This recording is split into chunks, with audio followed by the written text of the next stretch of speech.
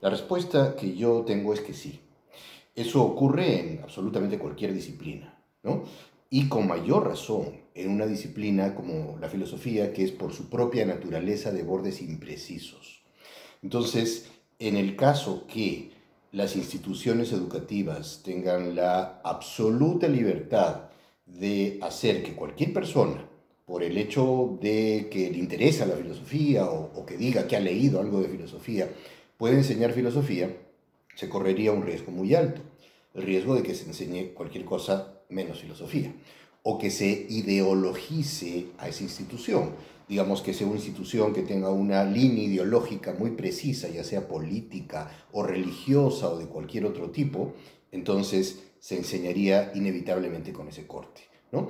Eso no se resuelve, ese riesgo no se resuelve necesariamente exigiendo que los profesores, sobre todo universitarios, tengan título profesional de filosofía, o sea, licenciatura de filosofía, pero por lo menos de alguna manera se limita el riesgo, ¿no? Porque las universidades naturalmente tienen controles de calidad y controlarían el hecho de que una persona que tenga un título profesional puede enseñar inadecuadamente.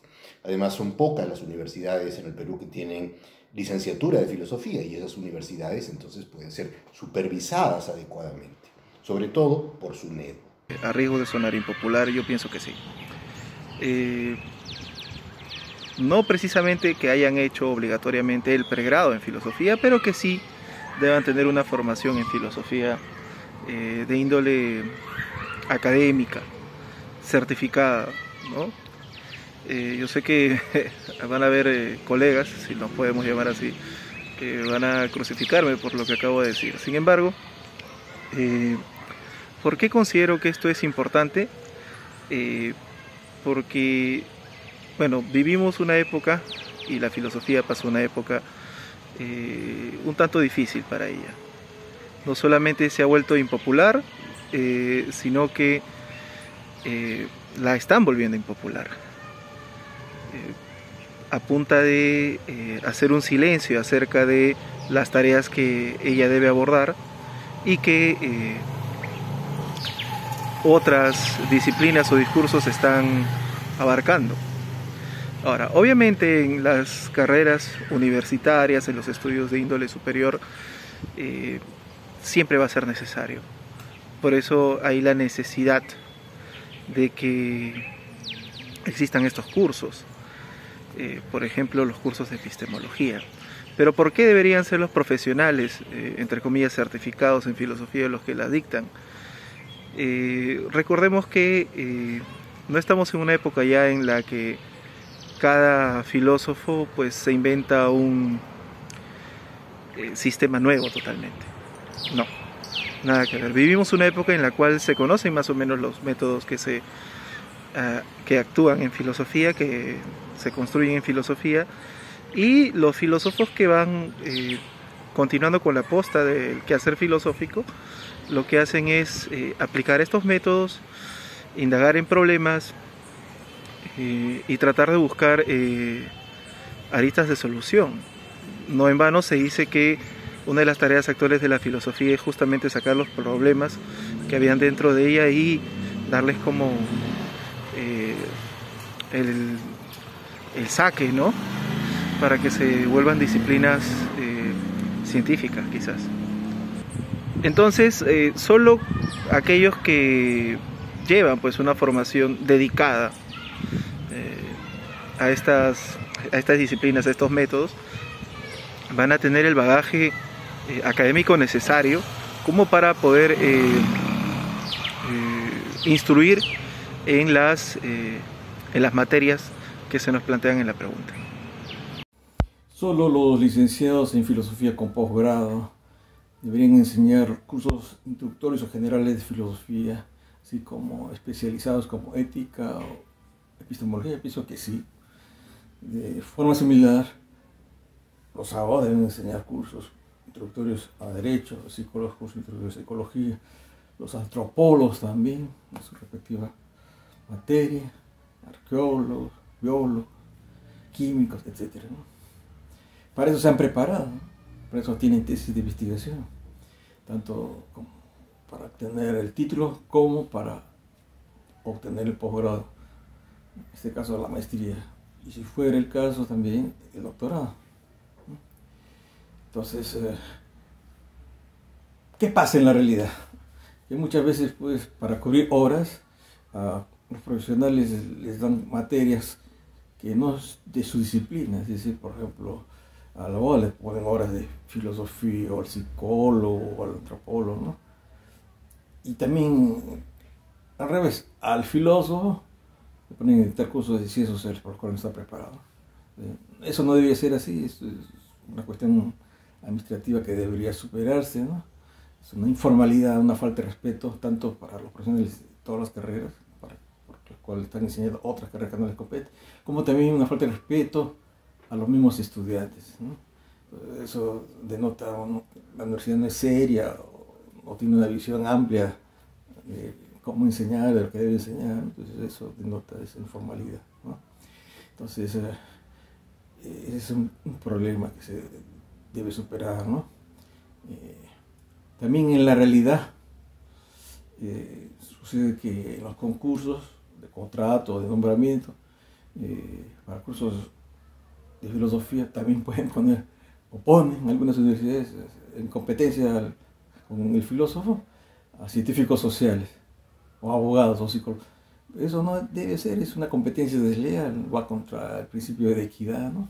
Peor, es una discriminación contra los filósofos, ¿no? Ahora, también en la realidad, en muchas universidades de provincias no hay carrera de filosofía, ¿no? Entonces, por lo tanto, se ven obligados a contratar educadores con la especialidad de filosofía y ciencias sociales. Entonces, la realidad se acomoda por ahí, ¿no? Pero eso tampoco debe ser óbice, ¿no? Para hacer un concurso abierto, como también se presente el filósofo, ¿no? Sobre todo si son jóvenes y pueden viajar y mudarse, ¿no? Entonces, para eso hay solución. Pero también en una sección podría ser que los que enseñan, por ejemplo, cursos de ética médica, sean médicos, pues, pero con la debida capacitación, diplomados, maestría, doctorado, ¿no? O ética profesional para administradores igualmente, ¿no? También podría ser tanto un filósofo como el profesional de esa carrera, siempre y cuando tenga la especialidad requerida, pues, ¿no? O sea, no debe ser cualquiera. Ahora algunos dirán, pero filosofía es fácil, ¿no? Cualquiera puede enseñar. Bueno, eso es otra vez una informalidad, ¿no? Entonces contrataba pues a un aficionado de filosofía que sabía un montón de cosas, ¿no? O un profesor, entre comillas, que nunca ha estudiado, pero domina por su cuenta, ¿no? O sea, un aficionado a la filosofía. Entonces caer en la informalidad. Justamente la licenciatura, el posgrado, los diplomas son una prueba de que ha estudiado, una prueba de que ha investigado. Claro, dirá, pero no todos investigan, ¿no? A veces le dan el diploma de pena, de favor, etc. Pero se supone que sí, pues, y justamente en la práctica se nota, ¿no? Con las evaluaciones de los estudiantes, si trabajan este profesor, si conocen, ¿no? Su tema, ¿no? Entonces, más respeto para la carrera, y justamente el Colegio Profesional de Filósofos del Perú, si es que ya se ha creado, va a defender estos derechos, pues, laborales de los filósofos profesionales, ¿no? Entonces, su creación tiene fines netamente, sobre todo, laborales, ¿no? No es solamente una cuestión que se hace un club, como si fuera pues, una asociación filosófica, ¿no? Uno tiene que tener una actividad, una representación de los filósofos del Perú.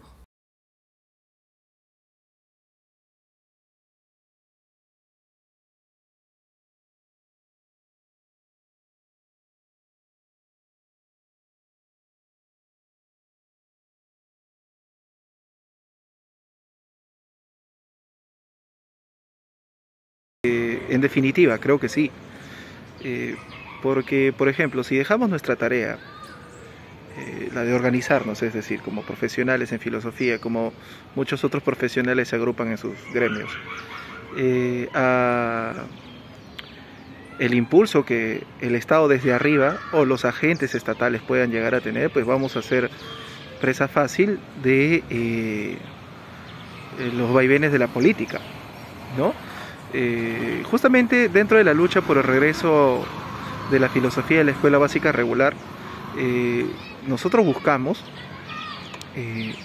que no pueda ser una lucha capitalizada de manera o prostituida de manera vulgar por algún político de turno, pues que quiera tomarlo como su caballito de batalla.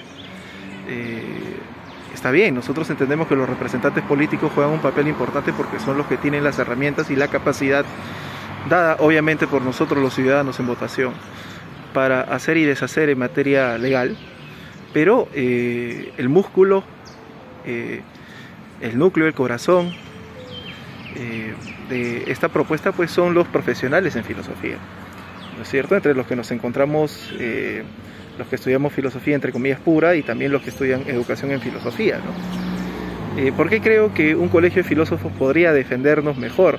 Porque justamente vendría a ser el gremio que los agrupa y que les daría la unidad. Con reuniones periódicas, obviamente van a haber nombramientos ahí, ¿no? Con reuniones periódicas podemos garantizar pues que sea una base cada vez más fuerte, mayor, perdonen por el ruido, y que haya una democracia en la cual los profesionales en filosofía puedan agruparse, por ejemplo, determinar, pensando en la educación básica regular, qué tipo de contenidos podríamos ofrecer para los estudiantes de ese nivel. Entonces, un colegio de filósofos del Perú, al considerar que la filosofía no es ya pues una materia de iniciados o no iniciados, sino más bien una carrera profesional, va a servir para que nosotros tomemos conciencia de cuál es nuestro lugar en la sociedad. Y, por ejemplo, si vivimos en una sociedad republicana del siglo XXI, pues una de nuestras tareas está en justamente ser aquel impulso crítico y de toma de conciencia que deben tener los ciudadanos frente a su sociedad, porque no vivimos en una sociedad en la cual pues uno nazca con los roles fijados e inamovibles, nada que ver, nada que ver. Entonces, la capacidad de poner en cuestión aquello que parece ser inamovible, pensemos en frases muy burdas y muy comunes de nuestra sociedad como roba pero hace obra, no son pues una ley natural, no son obligadas, sino que dependen de si nosotros estamos dispuestos a tolerar eso o no. Y otra cosa, ¿no? O sea, nuestro alejamiento de la crítica y nuestro alejamiento de la política pues pone a los representantes en la capacidad de ejercer esas acciones por su propia cuenta. Entonces, nos conviene que haya un colegio de filósofos del Perú donde nosotros podamos acudir para consolidarnos como una fuerza ciudadana también, por supuesto que sí. En relación a la pregunta si es que un colegio profesional de filósofos defenderá mejor los derechos de sus agremiados que un sindicato, la Superintendencia Nacional de Educación Superior, o SUNEDU, el Poder Judicial o una Asociación Filosófica Nacional, podemos responder lo siguiente. En primer lugar, un sindicato pues, universitario se supone, de docentes, se supone que debe defender los derechos de los docentes, ¿no? Que son parte del mismo, ¿no? Pero ¿qué pasa en la realidad? Bueno, después de la época del fujimorismo, pues los sindicatos se debilitaron, se dividieron, ¿no? Hay mucha indiferencia por parte de los miembros, ¿no? Hacia su sindicato, las protestas no tienen fuerza, hay por la desunión, ¿no? Entonces el sindicato está debilitado, o peor, depende mucho de la patronal, o sea, no favorece finalmente, no digo que siempre, ¿no?, a sus agremiados, ¿no? Y en la red también pues hay docentes nombrados y contratados, ¿no? Los contratados están como en el limbo, ¿no? O sea, como no son nombrados, pues no pertenecen directamente, inmediatamente al sindicato, por lo tanto el sindicato no se mete en su defensa, ¿no?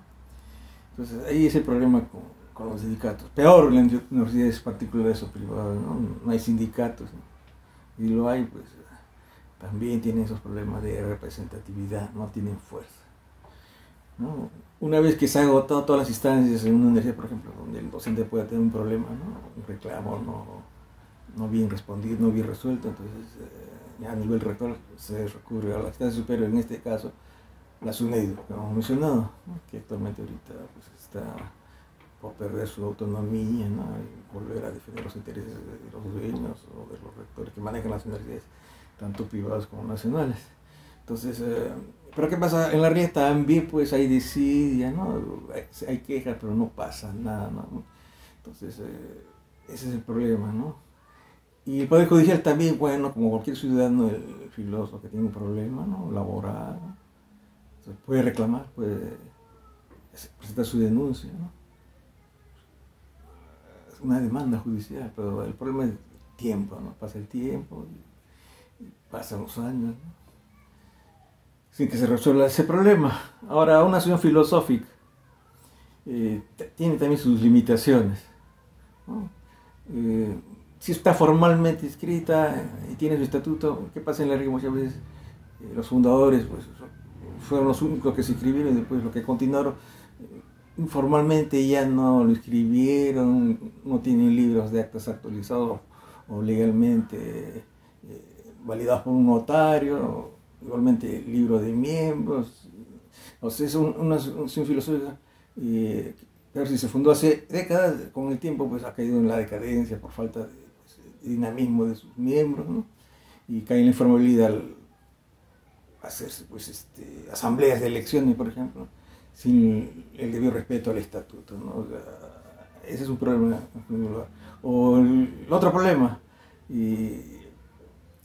que hay asociaciones filosóficas, pero que en realidad no son formadas por filósofos de verdad, realmente, sino por gente de otras carreras, ¿no? También puede pasar, ¿no? Tanto en las formales como en las informales, ¿no? Que tienen otros intereses, y como no está legalmente inscrita, pues el fundador es el eterno presidente, el dueño, vitaliciamente, ¿no? O sea, tienen otros intereses particulares, ¿no? Entonces, por un lado son elitistas, tienen contados miembros, ¿no? Y por el otro lado, pues no todos son filósofos, también son gente de otra carrera, entonces se pierde, se diluye pues, el interés en la defensa de los derechos de los licenciados de filosofía, ¿no? Y no estamos hablando de los grandes filósofos del Perú, de la historia, sino simplemente de profesionales que se dedican a la filosofía. Ahora bien, ese es el problema, ¿no?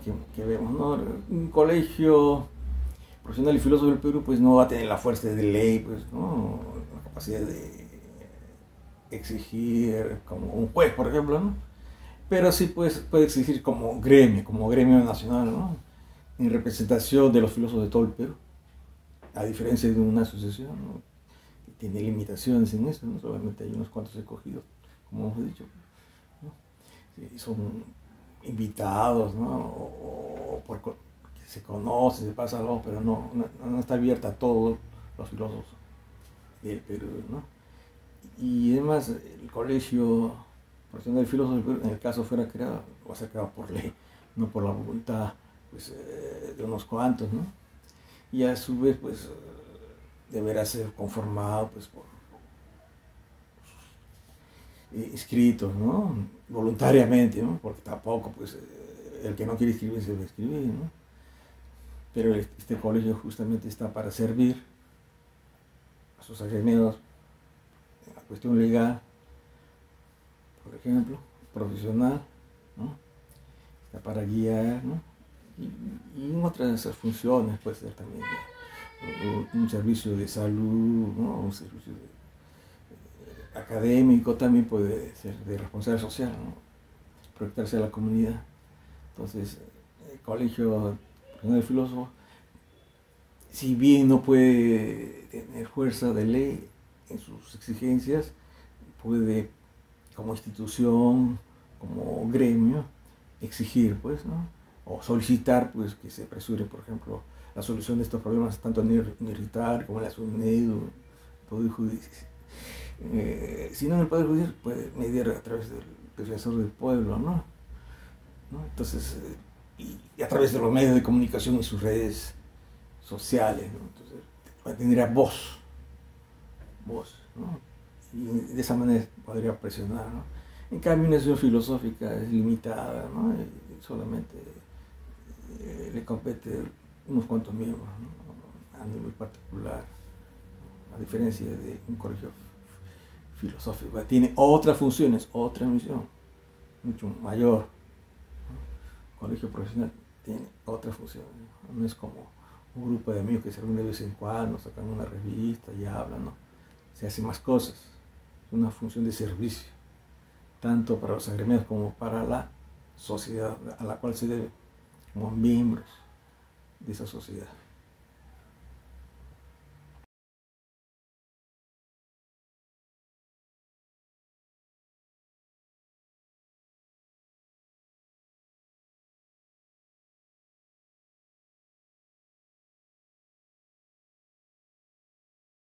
Yo diría dos cosas.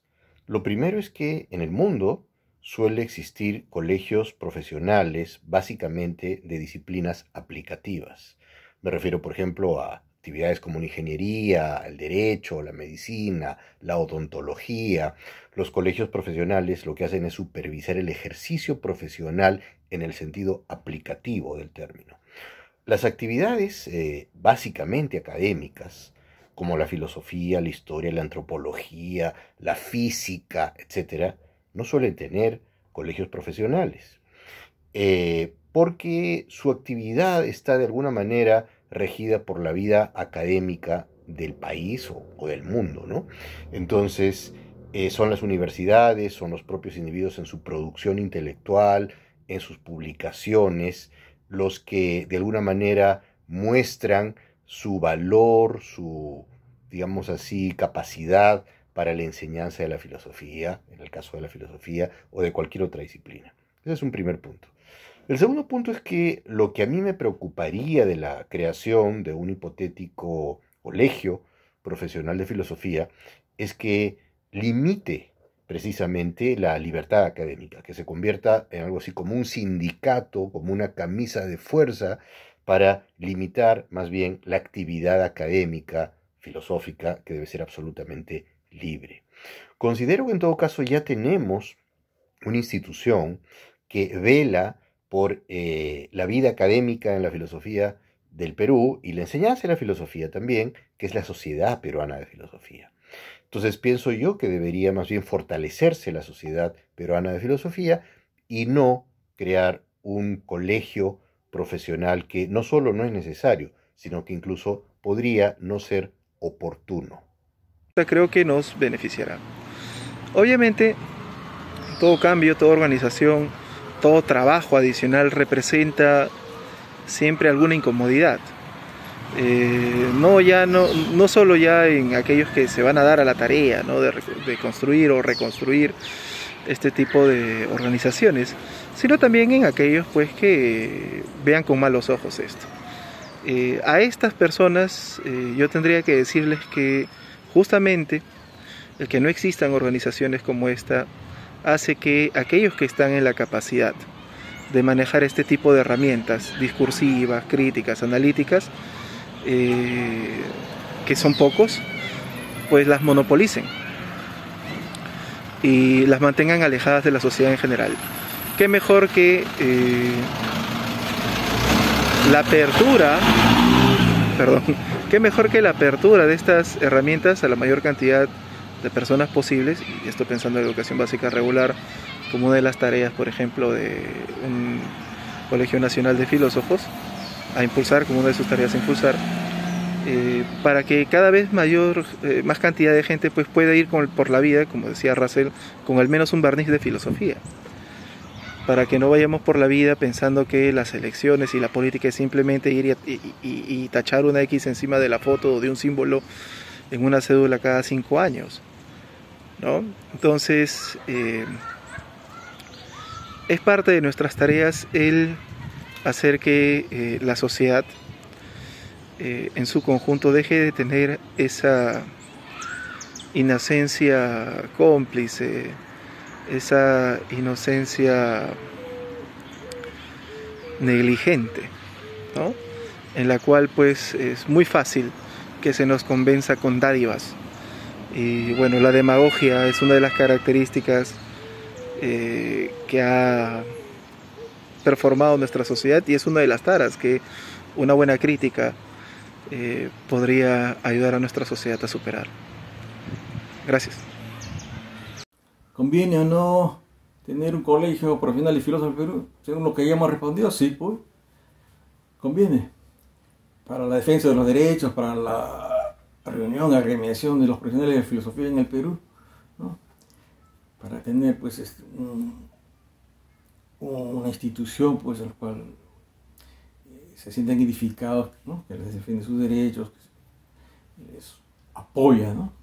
Ya que el profesional abandonado a su suerte, no tiene fuerza, no sabe, muchas veces no sabe ni dónde trabajar, ¿no? Entonces el colegio profesional le podría indicar, ¿no? Teniendo los canales respectivos de comunicación abiertos para recibir información y retransmitirla, ¿no? Cualquiera de sus miembros, ¿no? Y no solamente a sus amiguitos, a los conocidos, ¿no? Entonces, eso es por un lado, ¿no?